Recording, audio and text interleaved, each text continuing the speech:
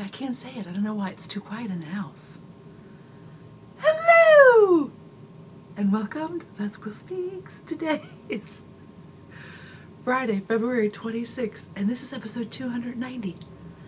I'm Amy Beth, also known as the Fat Squirrel on Ravelry and the Fat SQRRL on Instagram. It's my new product, Instagram. We're just gonna hint at the fabulous life we lead. Instagram. Is my hair so tall that it's not even in shot? That's right, it's not even in frame, people. That's right. I don't know why, it just like was all very quiet in the house all of a sudden. It was strange. It is Friday, but it is after the tornado sirens. So I apologize. Last time I meant to edit that out. I just forgot. For those of you who wonder, in Indiana, at 11, where I live in Marion County, at 11 a.m. every Friday they test our emergency sirens. So they just sound them off once as a test. So everything's fine. It's just they're just testing them, and I live very close to the firehouse, and that's where our siren is. So it's quite loud.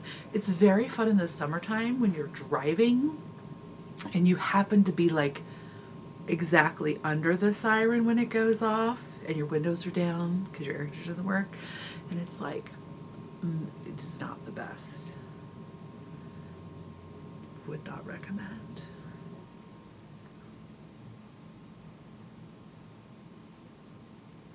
If you can time it specifically so that is happening, and you're also passing a motorcycle who decides that the only way to prove that he is the most masculine of men is to have his pipes such a way that they are the loudest thing on earth. If you can get those two things to coincide, that's just the best, because then you don't have to hear any of your family talk to you for the next 6 to 8 hours. It's really grand. I highly recommend it.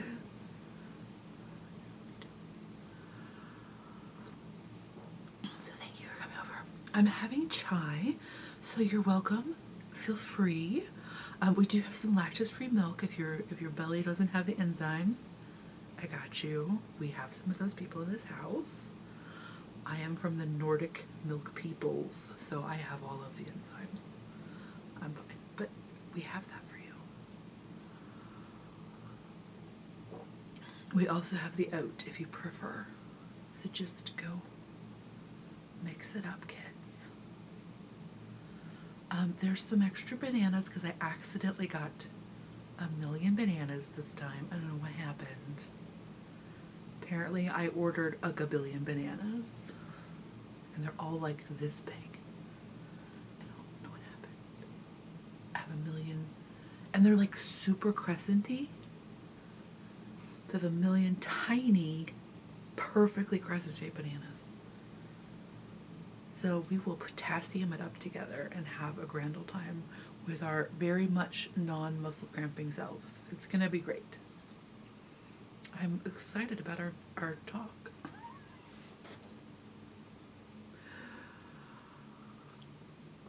Okay, so what I'm wearing before I get into it. Okay, I am wearing my Dotted Rays shawl, which is made with hand spun, and I am so excited about it because this is a shawl that I made a while ago, and I never wear it because it is just this much too short, and it's made with hand spun, so I just made it until I ran out. And Dotted Rays is one of those that you could do with. Dotted Rays by Stephen West. It's one of those that you can just pretty much make it till you run out of something, and I love this. It is actually a yarn that I'm quite proud of. Not all my hand spun feels that way, but this yarn, I was actually just falling in love with it. What I did is I just realized hey, I'm not wearing this thing, even though I think it's quite pretty. And it's because it's just a little bit too short. So I just sewed a button on it and made it into a cowl. So I just sewed on this big button and sewed the two ends together and made it a cowl. And actually what I had done before was I had just put a giant safety pin in it because I was in the house. And then I was all hey, wait a minute. Yeah, I just need to put put these ends together because like I'll wear this more often. And so while I did wear it to the doctor's office with just a giant safety pin in it, I decided to fancy it up for y'all. But anyway, so I feel like I'm going to wear it much more now that I've made it into a giant cowl because it'll just sit on my neck so much more nicely. And anyway, so before I was sewing my button on, I was just looking at this yarn and being quite proud of myself for how beautiful this yarn is. Sometimes when you make yarn, it's really quite exquisite and you feel very proud of yourself. This is yarn, I know that part of it is Hobbledehoy mini batlings, and I think like that's one ply, and I think the other ply, I'm pretty sure, is fiber optic, I think it's, no, it's not steam, but I think it's like one of their gradients, which are beautiful, and I just go past me. I haven't spun in a long time because I've been so busy doing other things, but right. Oh my gosh, look how cute I am. Look at my little dimple, my little cute specs. Zini, so cheap. Fancy little cow. My original OG dress number 1, made with quilter's cotton from a million years ago. Just feeling myself today. You know, I was having that moment where all of a sudden I realized that spring is almost here, and like I know that I'm supposed to be happy, and I am. Part of me is happy, but I was also sad. But then I was like, okay, this just means that it's time to wear, this is like the transition time where I get to wear lots of wool, right? Like, because I can just go outside in like 7 wool things and no coat thing. So, you know, it's just time to really like savor all the outside wool time. Anyway, I'm just feeling very cute. Also, I was sewing lots. I did several sewing projects these weeks for myself, and that always makes me feel cute. Well, not always, but I think it frequently makes me feel cute. I was trying to think. Sometimes it makes me feel very frustrated, but sometimes it makes me feel cute. It just depends. What were we talking about? Okay, that was just me telling you what I was wearing before I forgot. So, Dotted Rays by Stephen West. I made it into a cowl. Wearing it more now. Bam. So this week's episode will contain I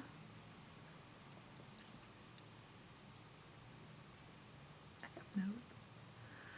I'm going to talk about some stuff. I'm going to talk about some knitting, some quilting. I'm going to talk very briefly about some sewing, but not in great length, and some books, but not in any great length at all.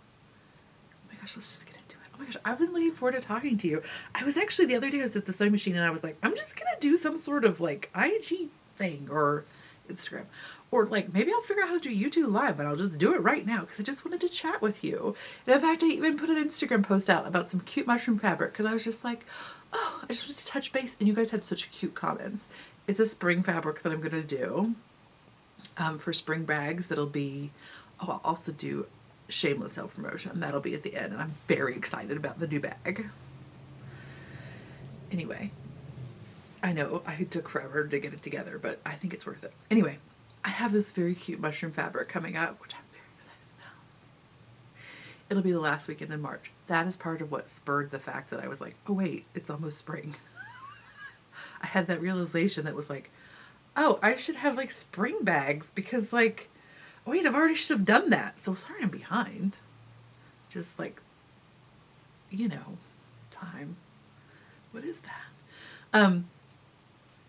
Oh, but so it's so cute. And I was just like having fantasies of making this. It's like a giant scale mushroom parent print. It's ridiculous and so cute. But I was like, I'm just going to wear overalls made out of this. I'm really not. Like, I don't think I'm quite there. I mean, give me a few years probably, right? But I was just like fantasizing about like, you know, like, I don't know, would I wear it if I weren't a little bit like afraid to wear it? Because I am. I'll just admit it. I'm a little bit afraid to wear that. But like, and I was just like, you know, so I put on Instagram, like, what would you, and so I was just like, what would you wear? Like, if like, what would you make for yourself if like there was Like, no skill cap, no cost cap. But like, you could just do like whatever you wanted. And you guys had such cute and awesome responses. And so I really appreciated it. It was wonderful when I felt like I needed to like have a little bit of a dialogue. I mean, as limited as that is, but like when I could have, I needed some sort of interchange, and that you guys really were there, and I really appreciate it. So thank you so much. I really appreciate having YouTube comments and like, again, having the ability to reach out in that way when I just need a little bit of like, it's really helpful. So I thank you very much for that. Yay. So anyway, so the shameless self-promotion will also be at the end of the episode.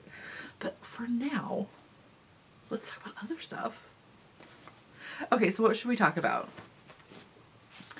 Let's talk about, okay, so what have I been reading? Okay, so like the rom-com thing continues, y'all. Right? Who am I? I'm continuing to enjoy the rom-coms via audiobook. Okay, so this is a weird thing though. Okay, it's not weird, but it is weird to me. So, okay, so what have I been listening to in the rom-com field? Okay, so I've been listening to, here are the ones I've mostly been. So I listened to The Worst Best Man, and that is by Mia Sosa. Enjoyed it. That was recommended. The Skokie Library, where my friend Becca works, had a, was just like, answer these 5 questions and we'll recommend a romance for you. And I was like, oh, that's fun, because I know nothing about this genre at all. So that was fun. So that was the one that was recommended to me. Oh, and then was it Random House? One of the publishers also did like a, by your astrological sign, they recommended some romances, which I thought was super cute. And I also really enjoyed that. See, I am a Cancer, but that is my sun sign, and I do not identify with my Cancer at all. I am a Virgo rising, and that is where I most identify. I'm also an Aries moon. What are you? Which do you identify with? Do you identify with your rising? Do you know your rising, your sun, and your moon? Do you know? Are you interested in all? You can find out. It's at Astro Cafe. You do need to know the time and place of your birth. Not everybody knows that, and it's not often on your birth certificate. So if your family is about and they happen to know, they of course can give you that information. I think it's Astro Cafe that will give you your full Shazam, but you can totally Google like free full astrological chart. And you're looking for your rising and your moon. Those are like your big 3. Your sun, your rising, your moon. I'm not at all. But I do really love it. It's kind of fascinating to me. I would really like to see like a big comparison of your Myers-Briggs and your more in-depth astrological charts. Do you know what I mean? Because obviously there's more combinations if you're just looking at your sun, rising, moon than there would be of your Myers-Briggs. Although I guess if you throw in those other, like I'm just thinking about like the 4x4 Myers-Briggs. But if you throw in those other ones, then maybe, anyway. Yeah, because 3 choose 12 would be more than 4 choose 4. But anyway, I don't know what the other Myers-Briggs, but anyway, I think it'll be very interesting. Like, how do those match up? Does that exist? I think I've looked at it before and couldn't find anything. But do you know about it? Is it a thing? It's very curious to me. Some of you were just like, I can hear your eyes rolling. I hear you. What were we talking about? Oh, but if you don't have family that knows it, I think in some states it's on what is called your long form birth certificate. I don't know.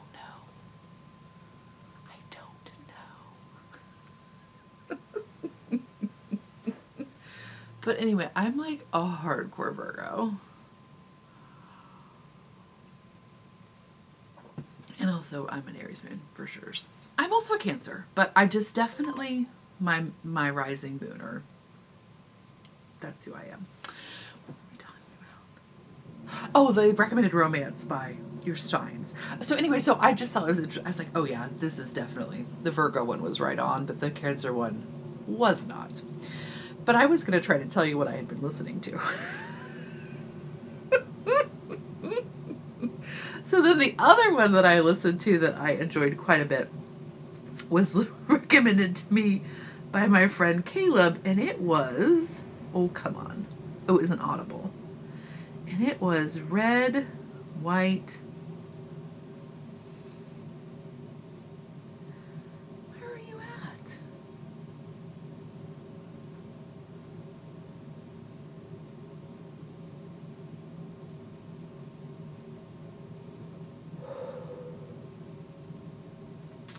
Well, look at this. All of this dead time. This is not very cute, is it? No, it is not.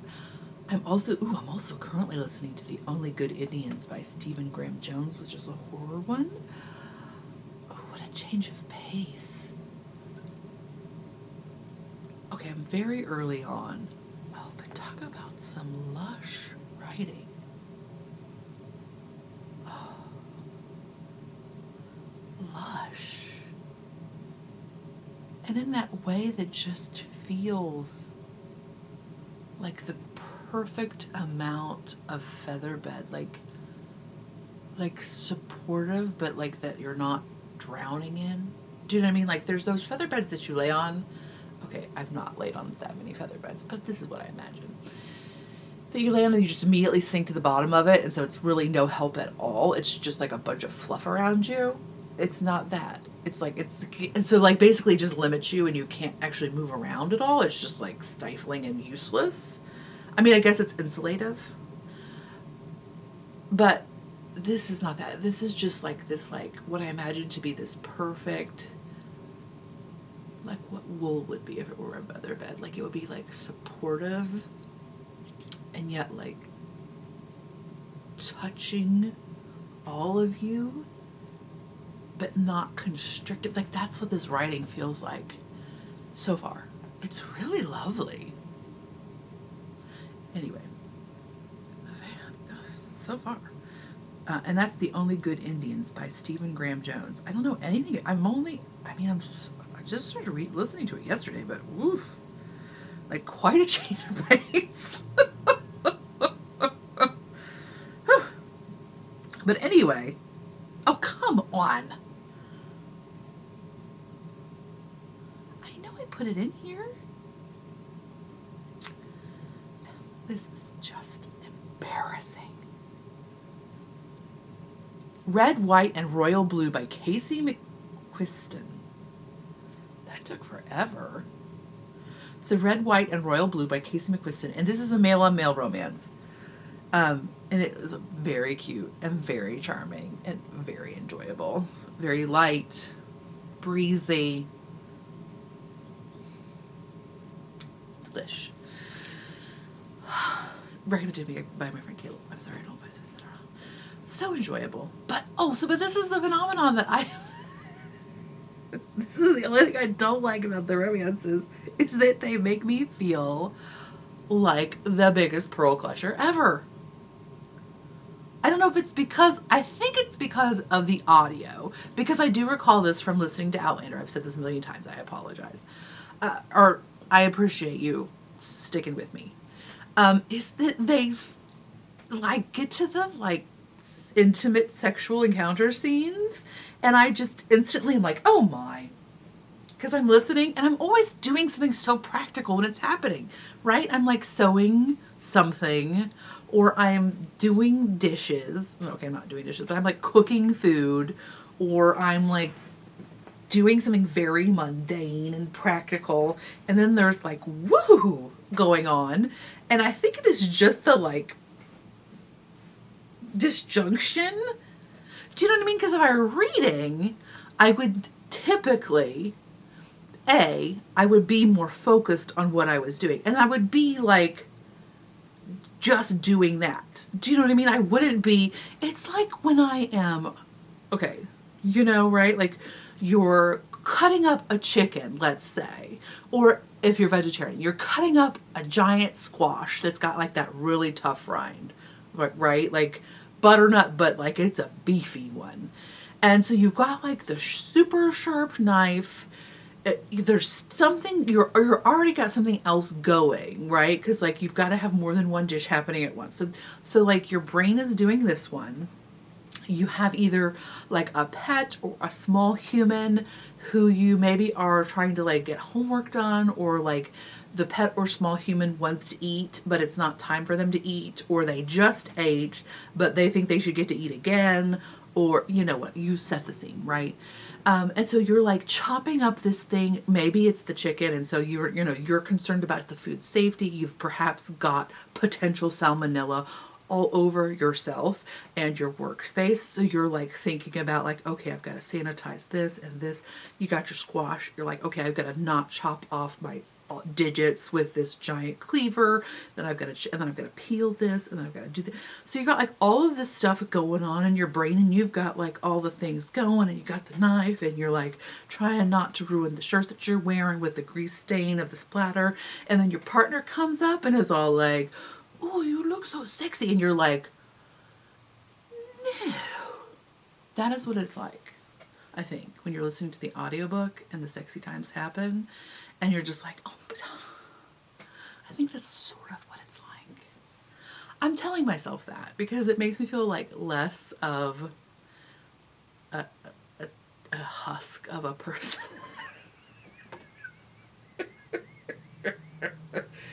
I don't know, that's something I can think. I think that's what it is, though. Telling myself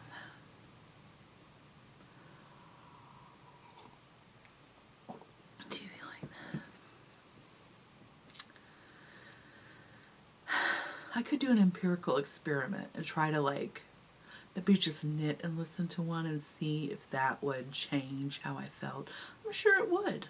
Because the other night I was knitting, and there was on the show was the British, and there was the racy. And my husband happened to look over and was like, "Whoa, what are you watching?" And I was like, "Settle down. See that? Okay, that's exactly what. Okay, see, I'm fine. I'm fine. I have not been. My light is not under a basket. That's right. The world did not put me under the basket. It's just because it's okay. Okay, there we go. See, I'm fine. We talked through this. Thank you for sitting with me while I talked. It's exactly what it is. Okay, good. I'm glad that we could do this together.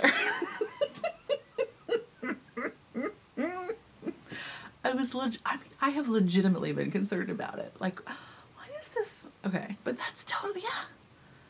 Okay, it's fine. That didn't make me uncomfortable because I was knitting and I was enjoying the show, and that did not make me uncomfortable. Okay. It is because it's fine. Anyway, so both of those have been very enjoyable. I'm currently listening to Love Letters, but I'm not far enough into that one. I think that was also, I can't remember if that was recommended by Skokie or by the random read a romance based on your astrological sign. By the way, I can't believe I just said the last part of that sentence. And with all seriousness, 18-year-old self of me is literally clutching her pearls right now. Like, she is horrified by what I just said. Deal with it, 18-year-old self me. I'm actually way happier than you were. Infinitely. It was enjoyable. But anyway, so I just started that one, but so far, so good. And that's, oh no, I'm sorry, Love Lettering by Kate Claiborne. I listened to Self-Care by Leigh Stein. I'm not sure how I feel about that one yet. It was maybe a little bit too, it was not a rom-com. It was more like, I don't know, would we call it chick lit? I hate that term. Well, maybe I don't hate that term. Maybe I hate the connotations of that term. Self-Care by Leigh Stein, and it is about a pair of women who start a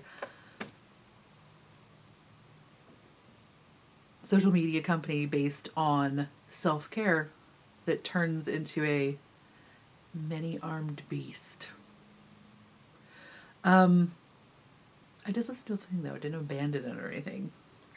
I gave it... No, never mind. I'm not going to rate it. But I wouldn't unrecommend it. Check it out if you think it sounds interesting to you. I'm just not sure if I... The other, I do recommend the other two. Okay. That's what I've been reading. Oh my gosh. And then I listened to... when I say reading, I am listening. Then I listened to Shit Actually by Lindy West.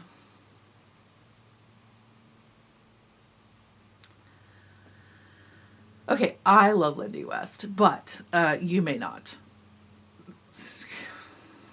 I feel like she is a little bit polarizing because she's a lot, just like yours truly. But just like yours truly, like when somebody's a lot, they're a lot, you know? So if they're a lot of something that you don't like, well, there you go. But anyway, so she wrote Shrill, which continues to be like perhaps definitely one of my top 10 books. Maybe, probably top 5 of like powerful books of myself.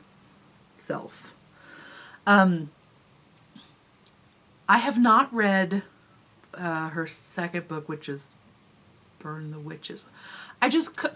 Shrill was so kind of for me that I was afraid. In fact, I did not read this book when it came out. I only read it because it was recommended to me by friends who said, oh no, it's safe to read. It's not at all like Shrill. And so I said, oh, okay. Because there's like that thing where you're just like, you can't spoil, I was afraid to spoil the experience of Shrill by reading. So I was a little bit afraid to read this book, but it is completely different.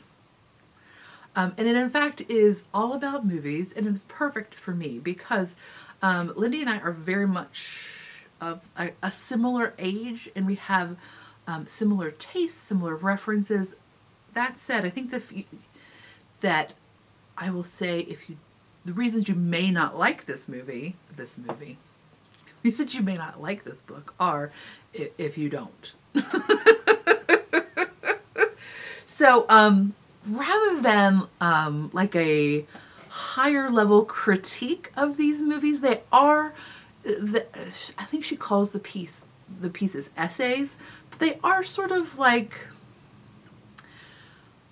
a comedic retelling, almost like you're watching it next to a friend with running commentary, sort of ish.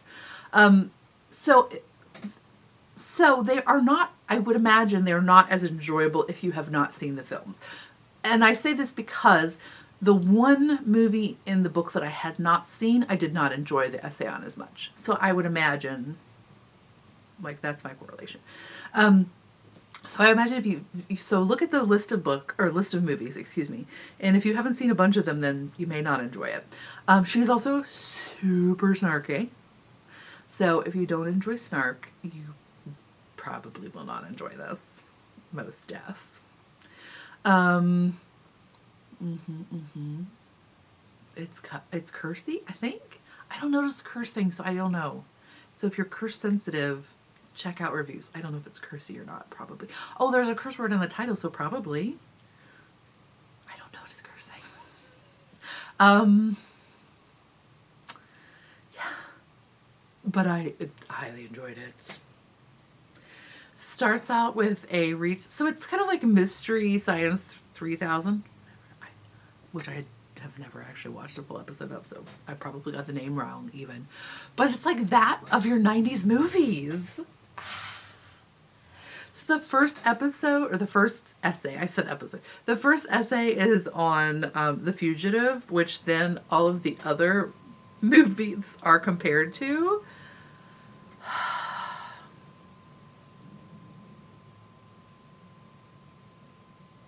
So enjoyable, y'all. So enjoyable.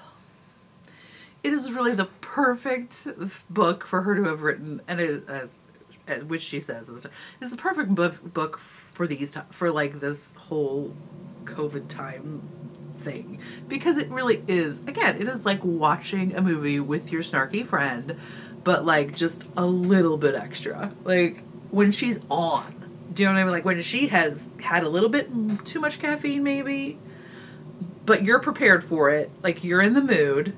You're not tired. You are also ready for it. You can turn her off if you want to. It's perfect. And really the book is like so joke dense. It is like a monologue. It's on fire. Like it is so joke dense. Like I listened to my library's copy, and I went and bought a used copy from Goodreads or from Better Worlds Books, excuse me, not Goodreads. Because that's how good it was. I was like, I need this because I need to have like a physical copy to like mark up and line up. And I really wish I could I really wish I could just like randomly read out passages to like my high school bestie who was a big movie fan. I think it might drive her a little bit crazy because she really just loves movies on a different level. But these are like your 90s blockbuster-y kind of movies. So, I mean, I don't think she's gonna care if somebody's trolling RoboCop.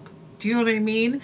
And like the other lovely thing about the essays is she is skewering these movies. Like they're so, but at the same time, like she can hold that and also love for them in the same space, which I really need to have modeled for me sometimes. Because, it's so easy to be like, oh, they did this. Do you know what I mean? Like, she could somehow be like, oh, this is ridiculous, and this is ridiculous, and this is ridiculous, and I still love it. Do you know what I mean? Like, so I really appreciate that she can hold those things in the same space. So, yeah. Like, and in fact, it's a specific, and they're not all 90s movies, like, well, I guess, oh my gosh. No, Harry Potter's not, is Harry Potter a 90s movie? I'm not even looking, people. I can't even. I mean, is it really? It is, isn't it? No, it's not. Oh, I can't look. I can't look. But anyway, for some reason, when she got to Twilight, which I also don't think is technical, but it's ish. Ish. When she got to Twilight, I don't know what happened, but it just broke me. I don't know if it was because I was just cooking dinner and so like I had more headspace while I was listening, or if it was because like that movie is just so bonkers and I've never talked about that movie with somebody else, so I've never been able to like process like what is like even happening with that movie. Or if it's just because I'm like, that's probably the most recently like seen movie of that list. But it was just like, she got to the Twilight and I was making like meatloaf and I was like helpless because I was laughing and crying, but I couldn't like touch my face because like, E. coli, you know what I mean? Like, I was like, oh my God, let me stop. Oh, let me stop. Let me stop. You know what I mean? I couldn't like I actually was in a place where I couldn't stop her because I couldn't pause my thing. I was on headphones and I couldn't just tell somebody to just pause. Oh, it was good though. I'm sure my husband was like, what is going on? Just like, oh, let me stop. Oh, let me stop. Making the hamburger, breaking the meatloaf. It was ridiculous. But anyway, it was very enjoyable. So that is Shit Actually, which is referencing the movie Love Actually, by Lindy West. Oh my gosh, so delicious.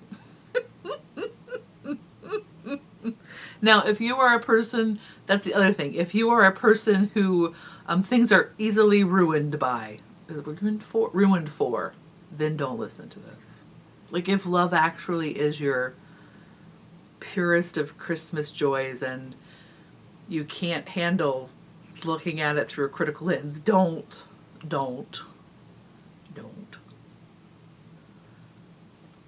But if you can, please do. Ah, so enjoyable. Anyway, okay, so that was all. That was that. Okay. Oh, and then in more books, Jacqueline oh, it is Cieslak, right? I think so. Jackie's got a new book. It's coming out pretty soon. She has got a new book called Embody. It's coming out through PomPom magazine. It's out for pre-order right now, which you can find out by going to the PomPom magazine website. Just use PomPom magazine in your search engine of choice, or you can check with your local bookseller. I mean, your local yarn store, maybe bookseller. I don't know, actually. And they may stock it as well if they're a PomPom stockist. And it is both sewing and knitting collection. How fun! So I was able to test sew. So I will put a picture in here of the garments that I sewed.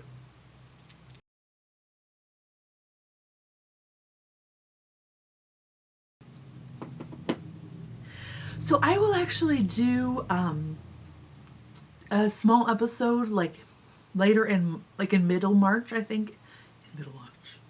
In mid-March, about a little bit more about the garments that I sewed. But I sewed the top piece is brown, and it's of the long sleeve crop, and then underneath of that you see like the lavender one. That is the tunic length sleeveless version.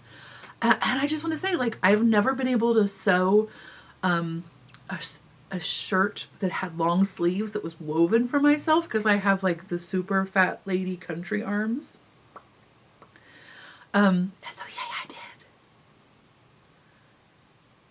Right. Bam. So it was super exciting. But anyway, so I'll do an episode about my experience doing the test sewing, maybe some tips and tricks or what I learned or something like that. When I do that, you have to check out Bad Betty Knits.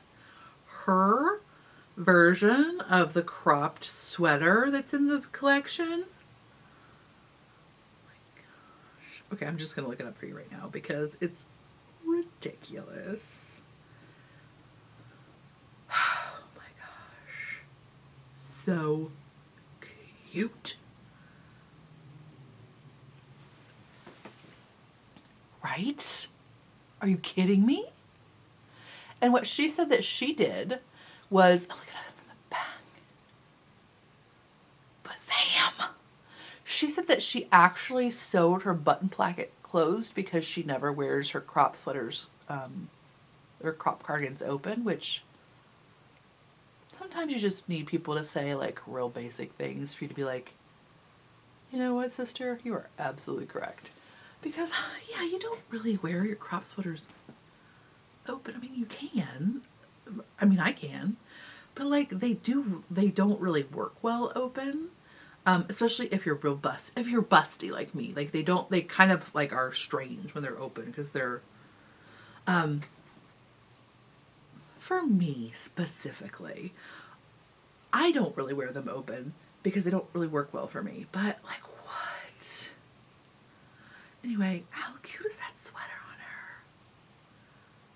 Frickety frack. So anyway, somebody did ask, which is a good question, I thought. I don't know, I just did the test sew of the sewing pattern. I don't know anything, I don't know anything about the publication or anything like that, but somebody did ask if the paper sewing patterns are included if you buy like the hard copy of the book. They are not. You receive, when you buy the hard copy of the book, you receive a PDF copy as well. So like you receive a print and a digital copy.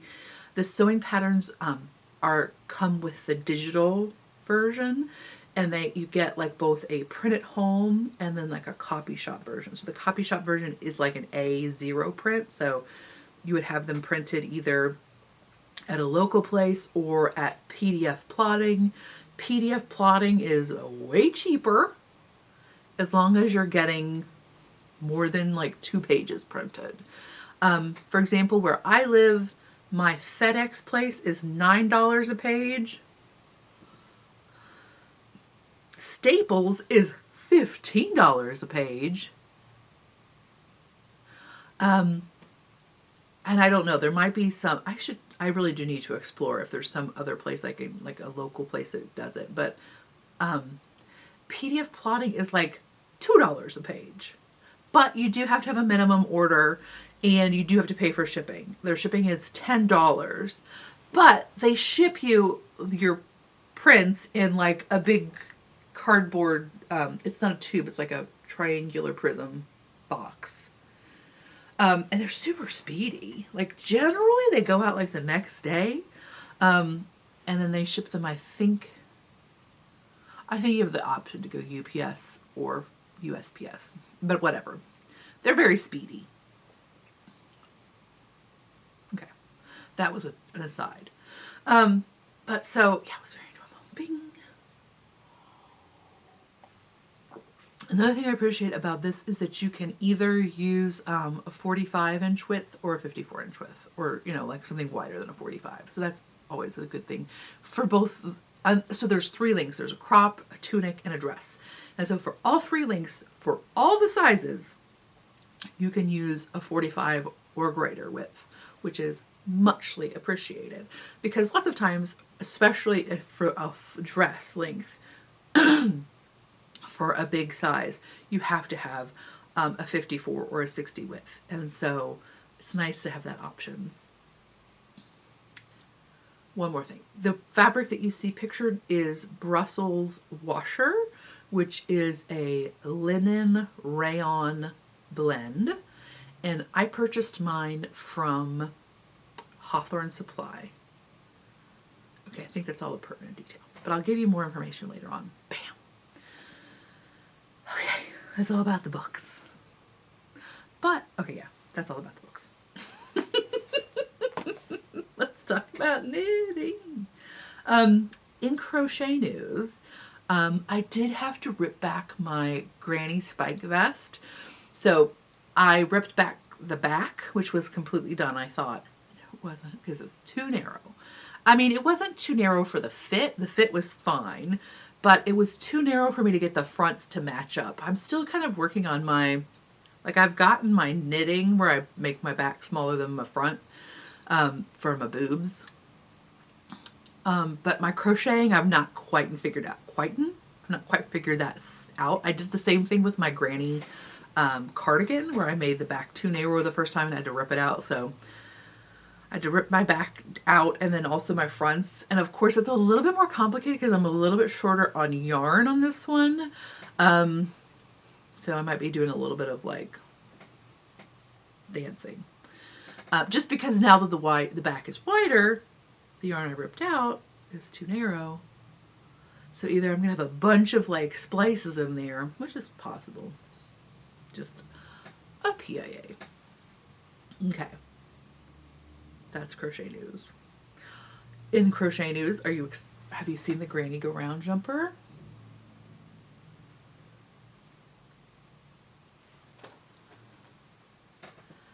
Okay, so the Granny Go Round jumper is by Iron Lamb.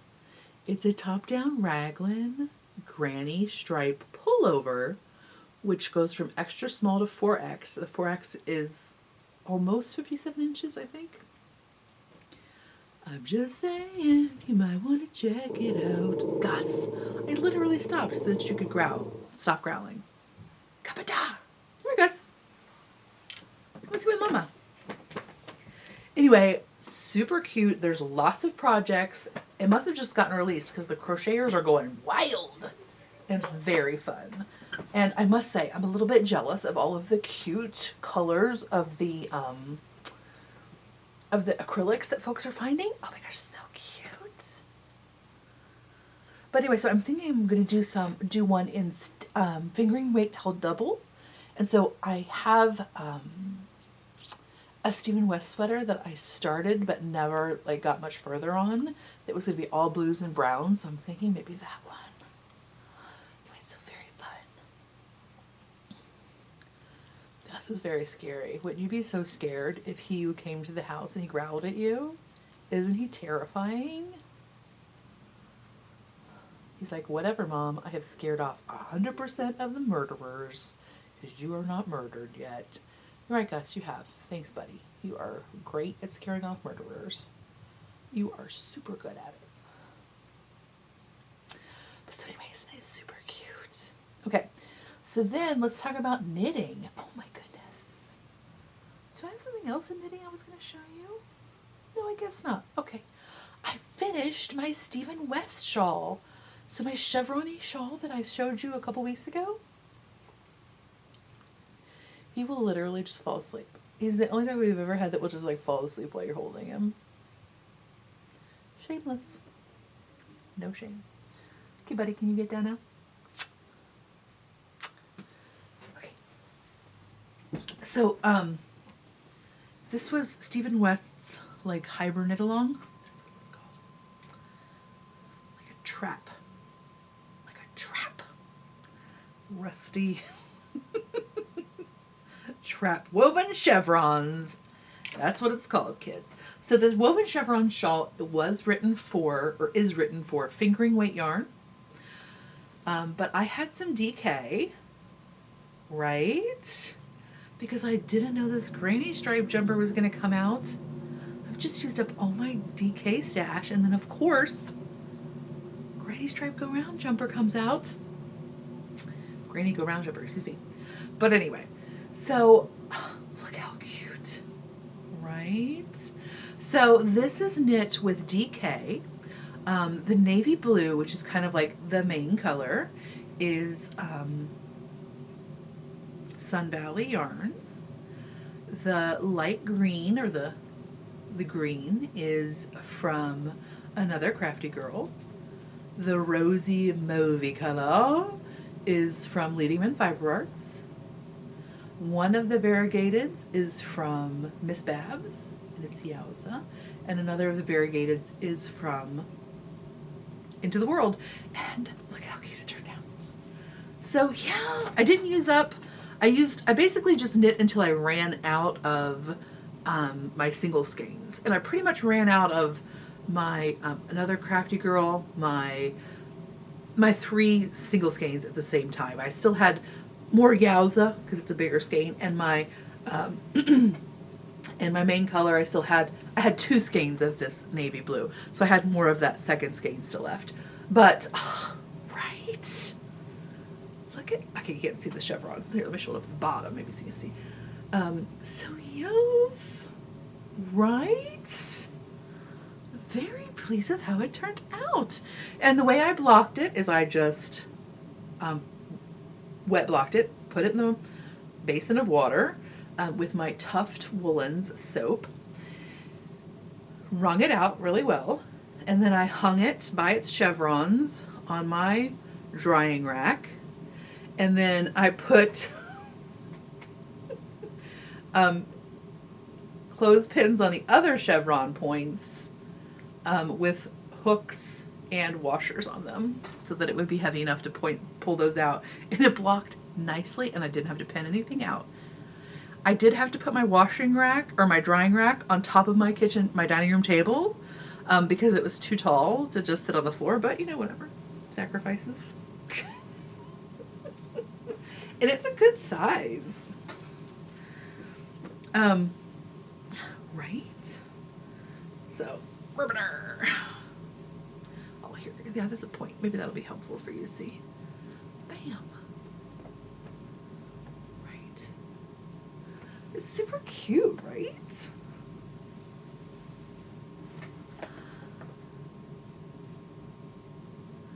I think it turned out really cute, and I really dig the color combination. This is a very enjoyable knit. Again, mine's in DK, but fingering, I would totally knit this one again.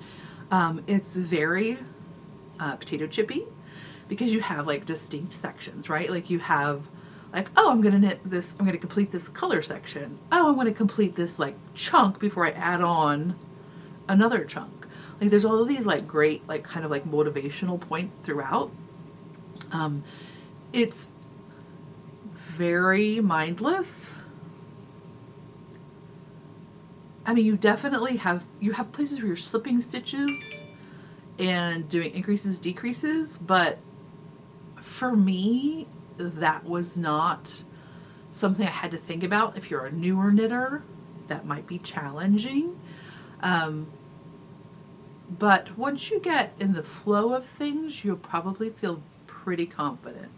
Because you're just doing the same thing like over and over again, just like in different, you're just alternating the place you do that thing. So I feel like you would probably be okay. Even if you're a newer knitter, like it's pretty basic.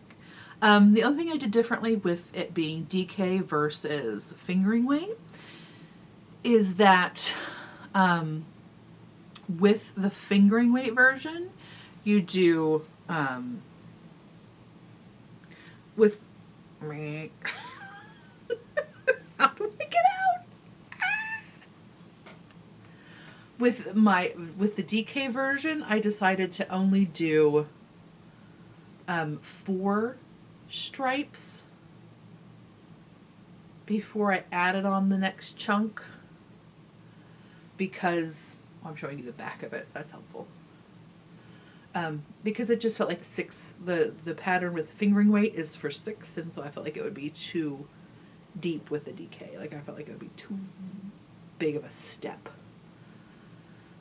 So yeah, that's something I did different. Stitch counts are all the same for the DK for what I did. So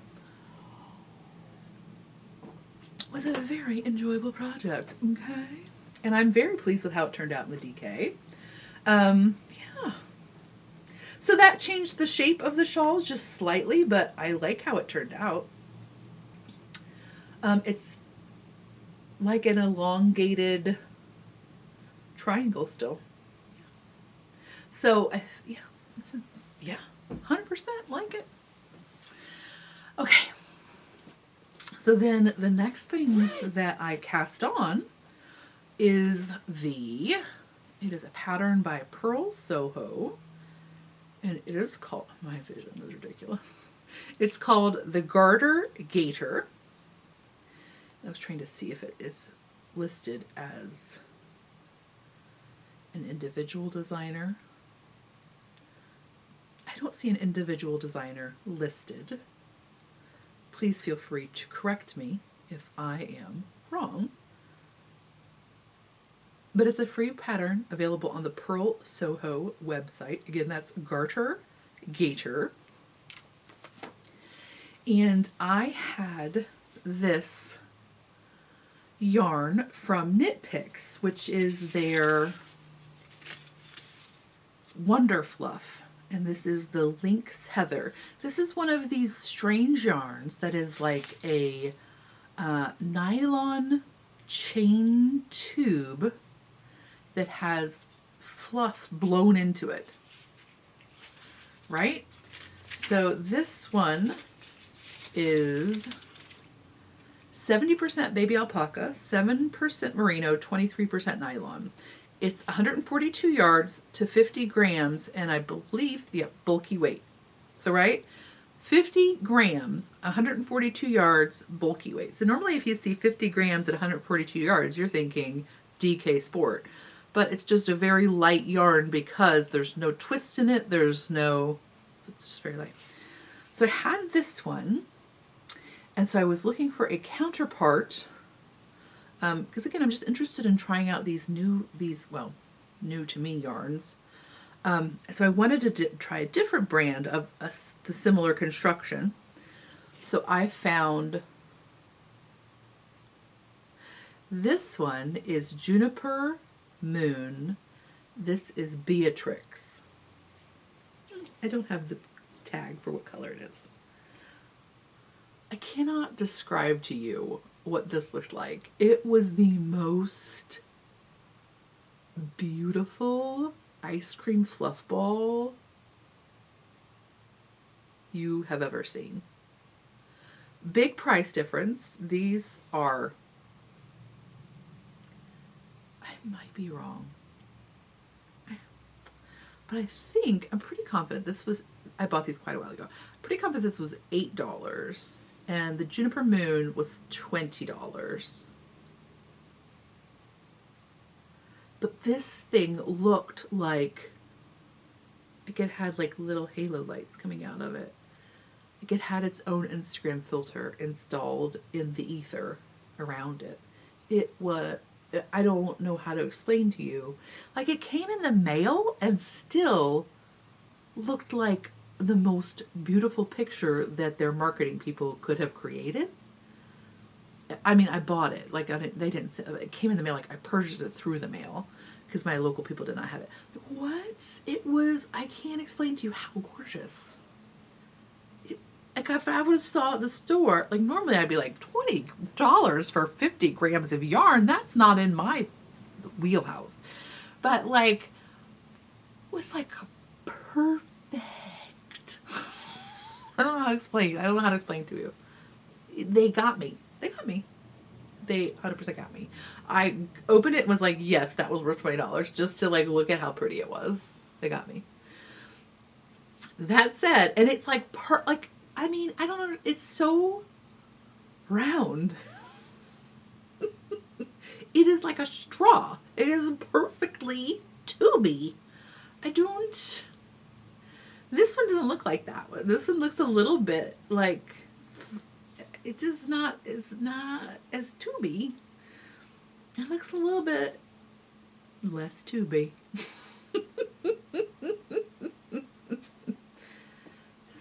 Perfect. That said, this one has had no knots in it and it's had no bare spots. This one has had both. This one has had 2 knots so far and 2 bare spots. And by bare spots, I just mean like there's been like a little place where there was obviously like a little kink in the like the tubing. And so there was like a little place where there was no fluff. And so there was like like no big deal.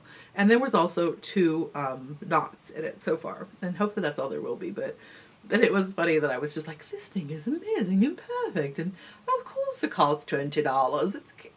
And then of course it's the one that's had the flaws in it. But here's my little project so far. I've had to take it apart several times because I was deciding on what it needed to be.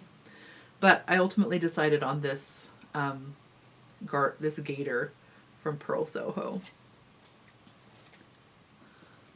Just again like a very basic, again it's a free pattern, so you're doing 1 row in 1 color, the next row and the next. The pattern is written that you knit a row, for example, of brown and then purl a row of pink. But what I'm doing is knitting a row of brown and then going to the inside and knitting a row of pink in the opposite direction. So you have a slightly imperfect, oh my gosh, you have a slightly imperfect beginning of round.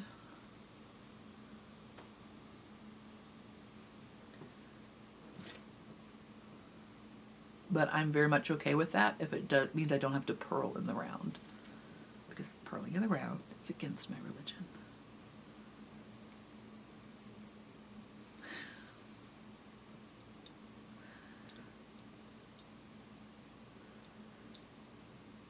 Anyway, it's highly enjoyable. I wish you could just feel it. It's definitely some witchcraft yarn, y'all. And I love how different it looks like. I love that it's exactly the same surface, but just again the difference of the prevalence of the bumps on one side versus the other. Highly enjoyable. And I'm sure that like it's like one of the main techniques. Like if you Google garters, oh, now I'm telling you this, it's not going to be the way it is, but if you, one of the techniques for doing garter stitch in the round without knitting, so you can do, there's like a wrap and turn method, which is the usual method that I use. But one of the methods is to use 2 strands of yarn, and lots of times, and you can do it with just using like 2 ends of the same ball, like if you're just making a solid color thing. But if you're using, ooh, almost got some chai latte on my Beatrix yarn. But if you're using 2 different balls of yarn, it's like it almost will present itself as intuitive if you're working. like if you get to the end of the round, it's very easy just to flip the piece inside out and be like, oh, I'm got this other end. I could just go the other way and like, and then when you get to the end of that round, you're like, oh, I could just flip this inside out and go pick up my other yarn and go the other way. It's very intuitive. Should I make a video on that? Is there a video out there on that? Okay, I'll look at it. If there's not a video, I'll make one. But it's very basic. You'll be like, oh, okay. But anyway, so that is very enjoyable. I'm definitely doling this out. I did work quite a bit on it because I was trying to decide on what pattern and like what needle size I needed to use and all that good nonsense. But because I've like reknit this. Oh, and this yarn reknits very nicely. I've reknit this section like 6 times. I'm getting much better at reknitting in my old age. Okay, and then the last thing I'm making, I finally broke down and purchased Making Magazine number 10. This is the intricate episode. I always say that. Intricate issue. Susan B. Anderson made a kit for the owls that are in this issue a while ago, and when I saw them, I was really, and I thought, no, I cannot purchase that just for those owls, because it's $26 retail, and I don't think I've ever seen this magazine in person. I could be wrong, but I don't think I've ever seen it in person, and so that's a lot for me to spend with something I've never seen. I am so glad I bought it. The reason I finally bought it was that I also really wanted these mittens. So here, I'll show you the owl first. So this is the owl. Right. So this one is knit, the sample is knit with Susan B. Anderson's, with Barrett Wool Company's Home Worsted. I mean, also this color story through the whole thing is this, which I'm such a sucker for. But here are, this is what really, I just finally was like, I cannot resist these any longer. These mittens, right? It's almost spring, and I'm like, yeah, clearly I need to make these mittens now. But whatever. I really want to make them in like a rose mauve, a little bit paler than mauve, rose, tea rose. I just broke down. I couldn't do it. And then I was pleasantly surprised. I am quite pleased with this publication. I like almost everything in it. What? I'm not even kidding you. So those are highly enjoyable. Okay, so it's sewing, it's felting, it is weaving.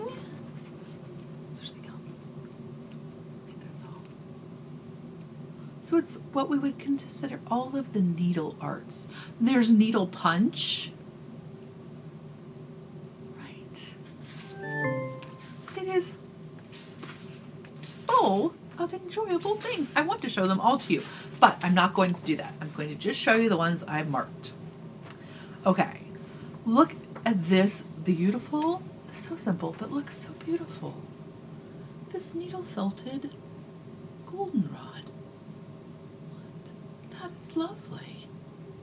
Look at that little poem of wool.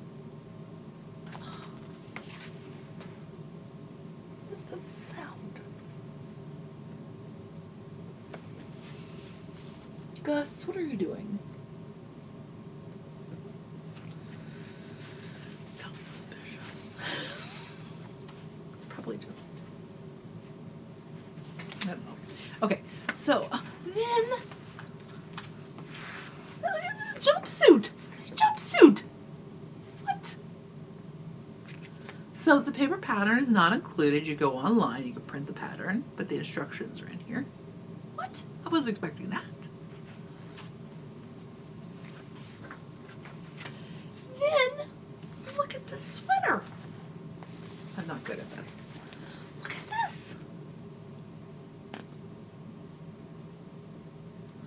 Okay, but look at this one. Okay, see, this is the other thing. So many times when you buy a hard copy of a thing like this, it is not size inclusive. Like, I can't remember, I won't even call out names because I can't remember specifically, but I have purchased other paper books, whatever, only to find out that they did not include my size. But guess what tells me my size is going to be there? My little Jackie. She tells me that they're going to have my size probably. And look at how pretty her sweater is in this color. This is the same sweater. Ooh. Stop focusing on me, camera. Right. Ooh. Oh my god. So adorable. I say that like we're friends. I've seen her. I've met her once. She does not know me from Adam. And then look at this one. This one's got I'm really enjoying the wool embroideries as of late. This one's got all the wool embroideries on it as well. What? And then I want this too. So this shawl is written both in DK for this one and in fingering weight. I love this DK version though. What? And that's not even everything that's in the book, y'all. But those are my favorite things. Okay, but here's what I'm making. So I started with Susan's pattern. Here's my baby so far. So I am knitting mine with Briggs and Little Regal. So that's the one that they classify as DK, but is widely considered to be worsted because it's like old school DK. Just like old school worsted is now considered to be Aran. And this is like natural white or something. I don't know. It's not like bleached white. And I just started the embroidery. I started on the back just in case I messed up. Oh my god, look how cute. Ah! Right? And it's super easy, these little lazy daisies. And even the French knots are coming out. Lots of times I have to cheat and do the colonial knot, but they're fine with the wool. And like, look how cute the shaping on this stupid wing is. Susan B. Anderson. I'm excited about doing the little French knots on the face. I haven't decided what my other color is going to be. I love the yellow that's used in the pattern, but I don't know if I don't think I have that quality of yellow. I definitely have like a gold or duskier yellow. I don't know if that's gonna really read in the same way. So I'm gonna have to think about it. I might be pink. I don't know what's going on with me in the pink. Who am I? I don't know. But like, look, the swing is so simple. It's so simple. But look how cute that curve is on it. Y'all.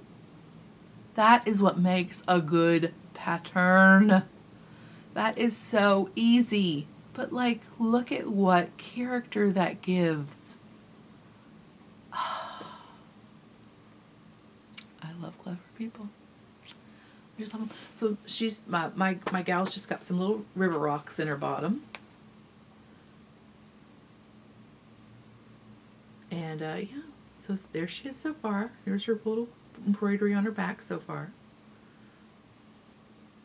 She's not been steamed or anything yet, so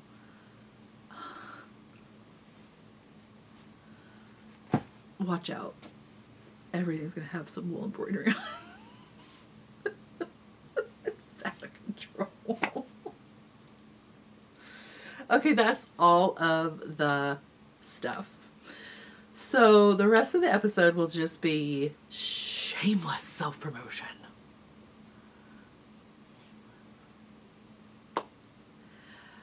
If you don't want to hang around, I'll see you next time.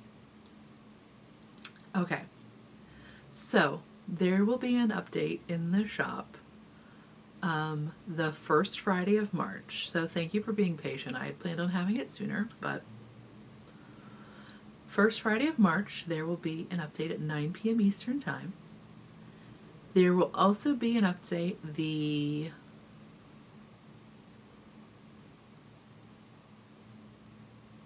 last Friday of March. Do you hear me deciding? The last Friday of March.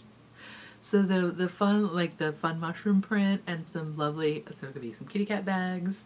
That'll be the last Friday of March. But the first Friday of March, I will have some really sweet sheep meadows, because we all need that for springtime, right? So these are sweater size. They are a quilter's cotton that is interfaced with a batting. So lovely sheep grazing in the berry, and then also like this winter greeny kind of colorway. And if you look closely, you're gonna probably get a sheepdog. And then very limited quantities of, I just bought a sample yard of these two prints in the linen cotton. So if you like the linen cotton, like if you prefer it, I'll have a very limited quantity of these guys in the shop. And I'll have them at a slight discount. So they're perfectly fine. I just didn't like the color saturation quite as much.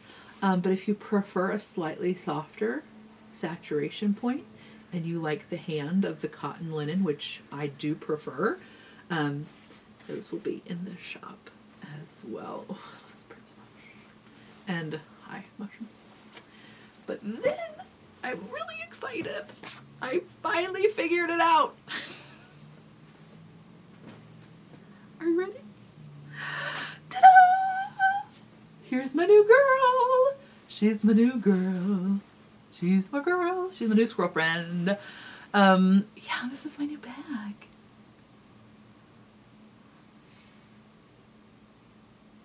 She has to have a fat bottom. Like, that's the rule. Right. Okay, I'm really pleased with her. I'm really pleased with how she turned out. So, of course, the cute little leather handles. You've got a magnetic clasp.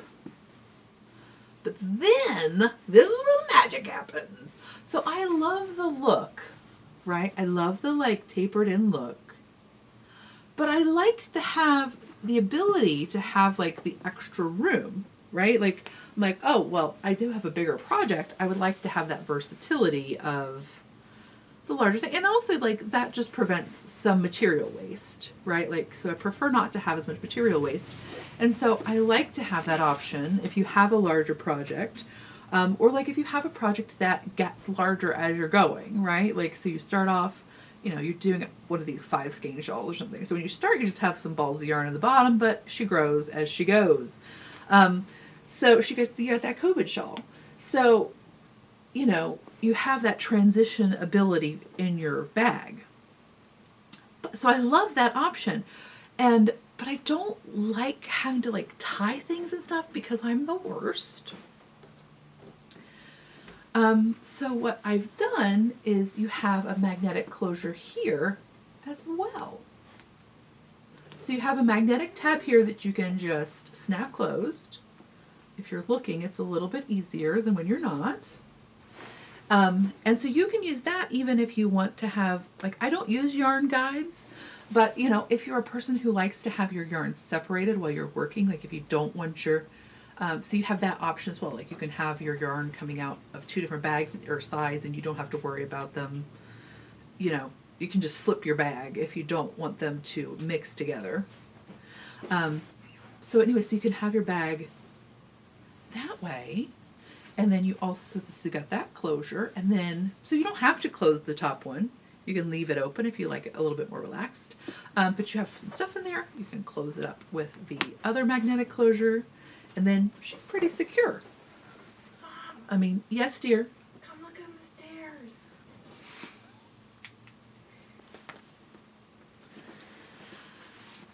mean, you can see definitely, I mean, if you have change in here, it's going to fall out. But it's pretty sick, you know. So, okay, so that's that, and that's that. You'll also have your first ever Fat Squirrel pockets. So you'll have one side, you'll have a whole side of pockets. So yeah, pockets, pockets, pockets for all of your things. Pocket, pocket, pockets. Outside, of course, is in this case is denim. The inside I'm still debating on. This one is a very heavy canvas. I might go a slightly lighter canvas for the final bags. Just because this one is mechanically difficult. Mechanically extra difficult. So, for example, this is considered a 12 ounce, so I might go to a 10 ounce, which, but you'll have a very robust canvas interior.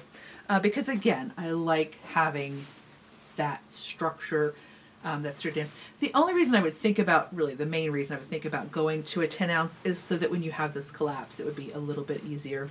But really, the more you use your bag, the more natural this crimp will be, and so it'll fold in more naturally anyway. But anyway, so I'm really pleased with it. She's a big girl. She is the same width as my Aran sweater bag, but the same height as the sweater bag. So kind of in between the size. You lose a little bit of functional size just because it's not a zip top.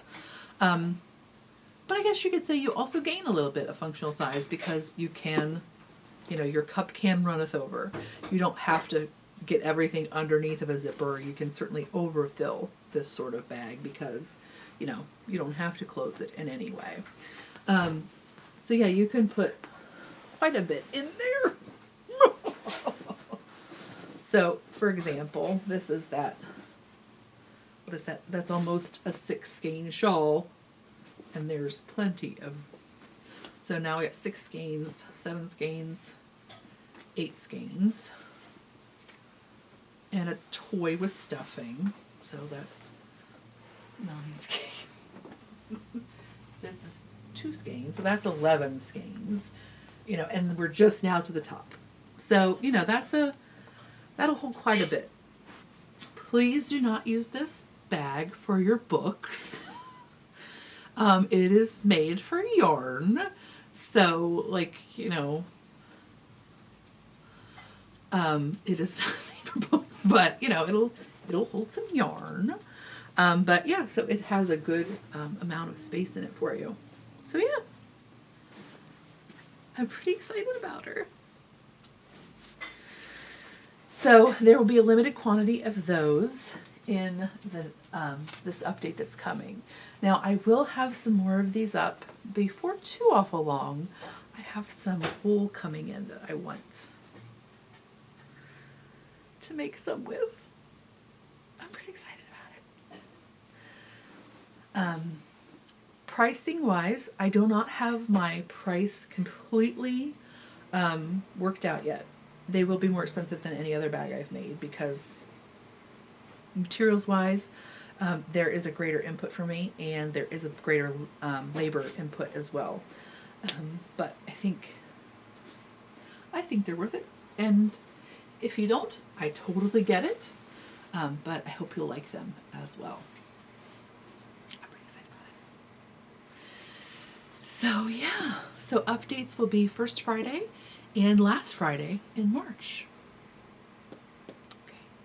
I cannot do our closing right now because my child is like running the microwave and going in and out. So I'm going to stop this and then I'll come back when the child is done doing things and we will wrap up. Okay? Okay.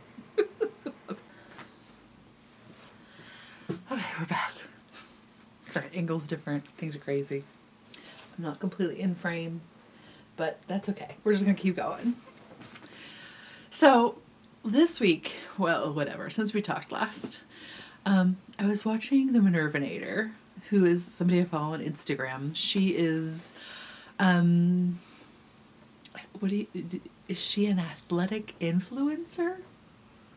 I don't know. She is a not thin, I don't know what she identifies as, but she is a not tiny Black woman who is a trail runner. So she does lots of different talks about inclusivity, and she has lots of different merchandising is not the right word.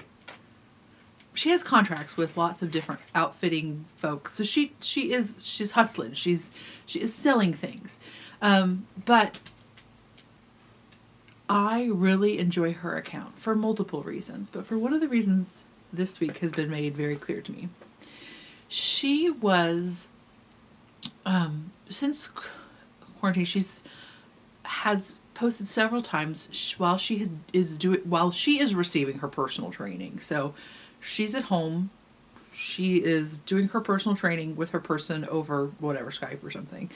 And then she has a camera somewhere in the room. And it looks like a real person receiving their training.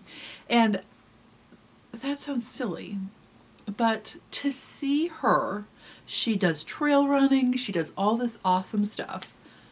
And the other day I watched her and she was doing some sort of transition where she was doing like a transition where she was on the ground and she was getting up, and she had to do that a couple of times. And to see her do that, where it didn't look like the most instantaneous, effortless, smoothest thing, blew my mind. It opened up such a space for me. I don't know how to express to you. Like, she doesn't know me. She doesn't know. She's doing her own thing. Like, but to see her, she can do so many things.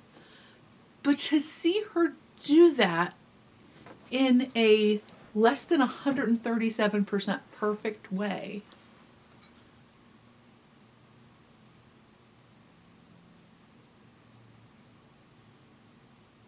I didn't know how powerful that would be to me.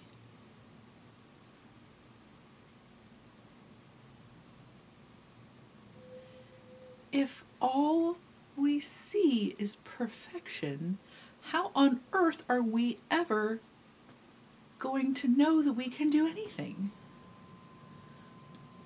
And like, I think that is even more highlighted, as in this time when we are even more secluded from each other's imperfections.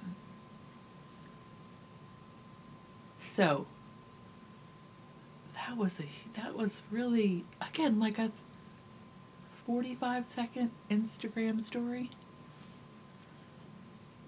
that just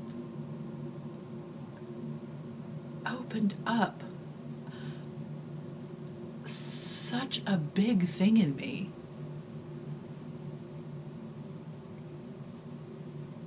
So I've sent many thanks to her in my mind and in my heart through the ether of this time and space.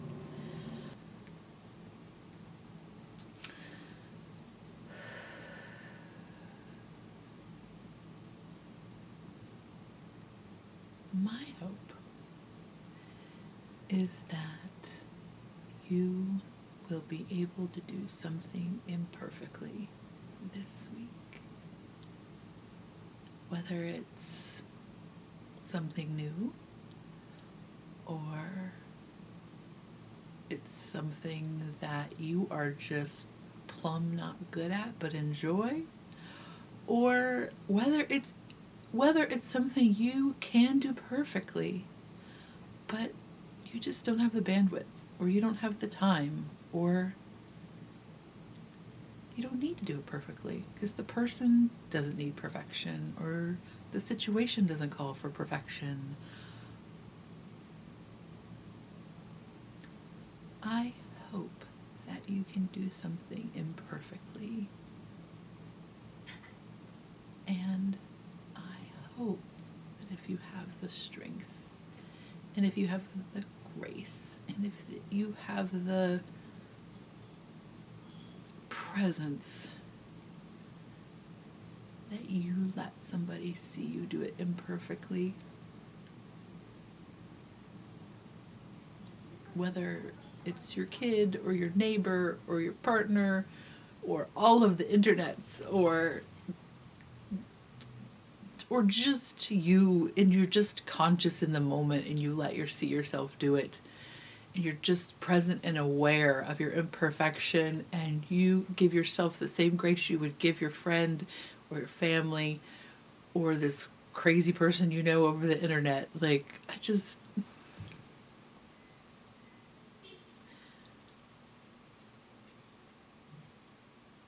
my hope for you.